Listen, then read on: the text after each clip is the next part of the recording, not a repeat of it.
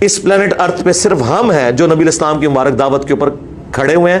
نبی اسلام نے کہا تھا قرآن اور سنت.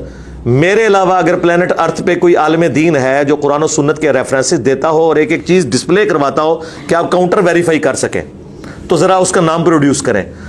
بہت مشکل سے آپ ذاکر نائک کا نام لیں گے, لیکن وہ بھی مسلمانوں کے مسائل سے اس کا لینا دینا نہیں, لہذا مسلمانوں کو تو اس سے کوئی انٹرسٹ نہیں ہے.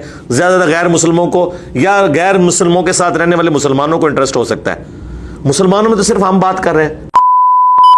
بہت مشکل سے آپ ذاکر نائک کا نام لیں گے, لیکن وہ بھی مسلمانوں کے مسائل سے اس کا لینا دینا نہیں, لہذا مسلمانوں کو تو اس سے کوئی انٹرسٹ نہیں ہے. زیادہ غیر مسلموں کو یا غیر مسلموں کے ساتھ رہنے والے مسلمانوں کو انٹرسٹ ہو سکتا ہے. مسلمانوں میں تو صرف ہم بات کر رہے ہیں.